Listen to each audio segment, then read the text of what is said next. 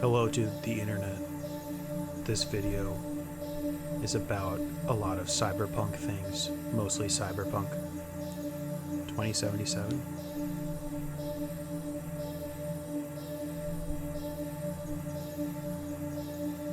But maybe I'll talk about Neuromancer as well, because why not just take it all on at once? And the show, Headrunners. We can talk about all of it, everything that's ever been cyberpunk, but mostly those three things. I don't know if I'd just straightaway say that it's just completely greed. This is so annoying. They make this app worse every second. The game is so bizarre. It's like a tech demo that doesn't know what it's doing, kind of. There's a lot of things that are impressive about it. There's a lot of parts about it that are like, that's cool. But in terms of the game, it's a lot of like just meeting one. You just meet just hot video game babes, just like kind of one after another. It's like almost every part of the plot is like, go and meet this sexy woman. And then it'd be impressive around her and she'll like you more. Really, the first like 10 major missions are just like different gorgeous women who are like, huh, looks like we're besties now. We have to do some crazy shit together. A little bit, I mean. And then also Keanu Reeves is like, I'm in your head. But it's like, it just feels like a weird... It feels weird.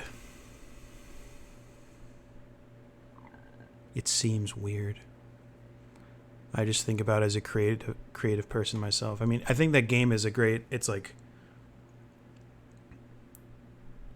a great case for perspective, for having perspective. The game is basically no perspective on who you are or why you're in Night City or what Cyberpunk is all about. It gives you little peeks. You're very in the heart of it, which is cool. There's a lot of parts that are cool. It really shot for the stars, and so it is. It's like all these impressive things kind of put onto this machine that isn't necessarily like made to do any of it. And it did, like, it was so buggy when it was released, and it's still honestly pretty janky, and they've gone through it so many times because I think there's like, as the industry of video games like needed this game to be cool, like just the idea of this game being cool was like sold more copies than anyone at any point caring about what type of game it was or whether it would even play correctly. As an RPG, it barely really does that. It kind of like it's almost like really good as a GoldenEye game. Like it just works best when I put on the jazz radio station and you just go around shooting people, and it's pretty fun. Then the shooting is pretty fun. The fighting, the guns are cool. The missions are really bizarre and clunky. It's just very animatronic. And I think, when I think about, oh, is that a reason to move on to VR? I would say not. I would say it's the opposite. It's a reason to embrace, ludographical environments and perspective, and if a game has a complicated setting, then you should have the perspective to understand that setting. And that's something even Ubisoft does with giving you like a bird or like a recon drone. There's just a limit in like understanding physically where you are, and then the little bits of text and everything, the little bits of story you get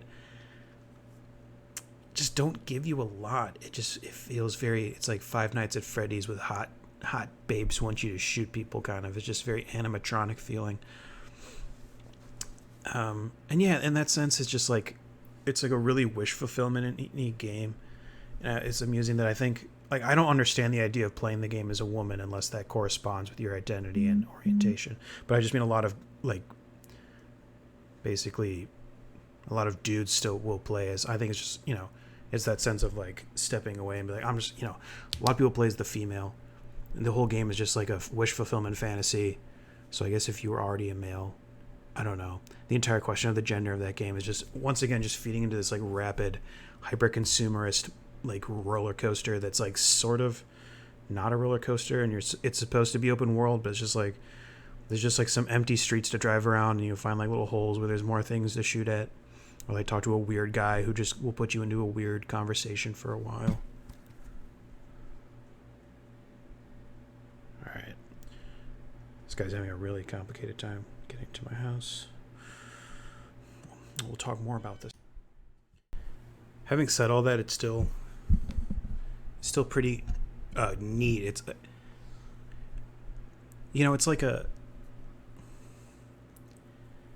I don't know, but its neatness is also suspicious because of how much of it's just like a glomp of stuff, and how much it didn't work when it first came out, and how much it is like this fan servicey. Just like every major quest is like a beautiful, cool woman that's like, "It's you, oh my god, babe, maybe we should share a room together tonight after shooting 800 terrorists.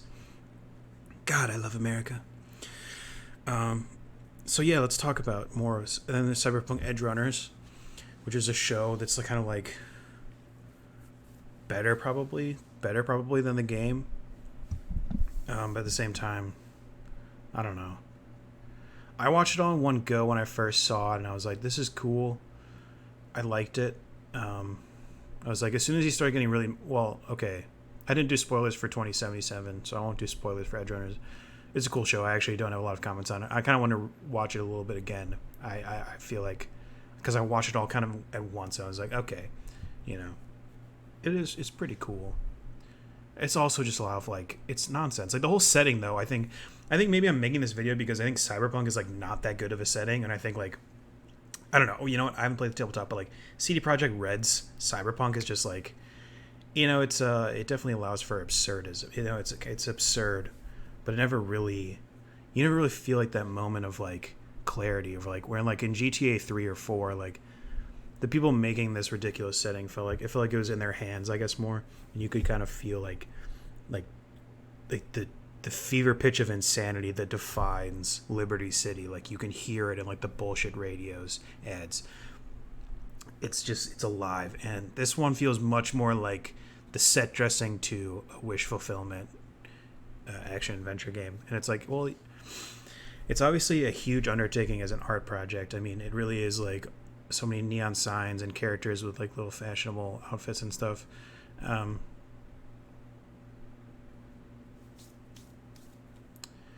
Right, it's like, yeah, good job. People do that a lot. People design objects and assets for a lot of things. So,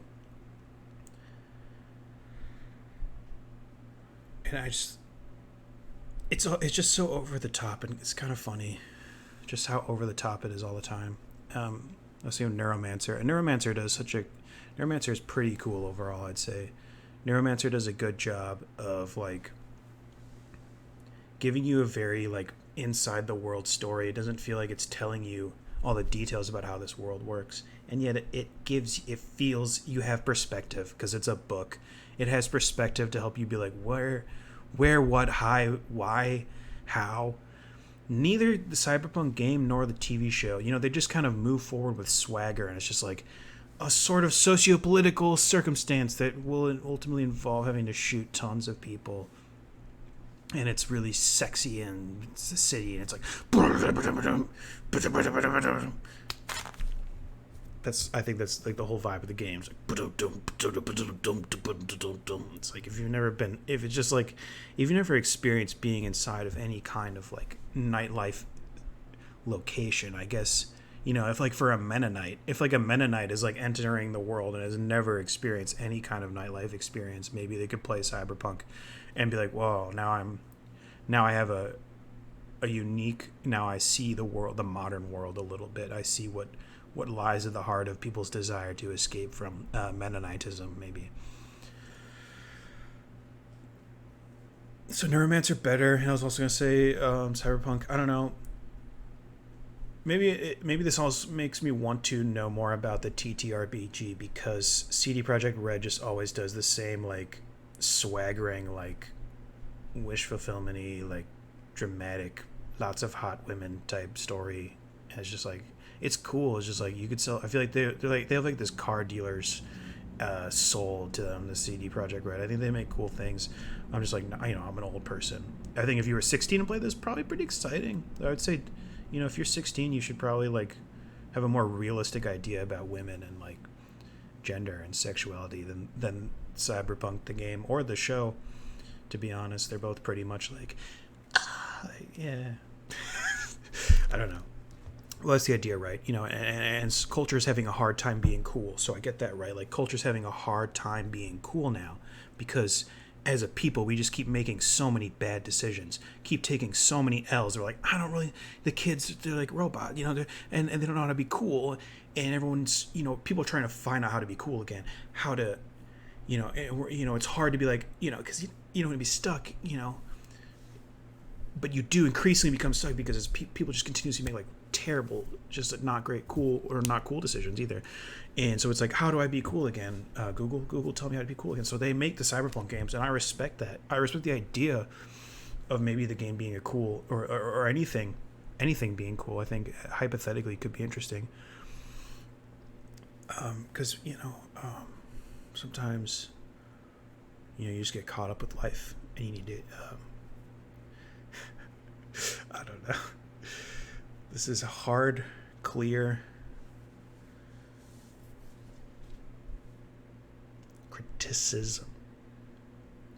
critique. This is my critique of everything. Neuromancer is pretty good. It's pretty good. I liked it overall.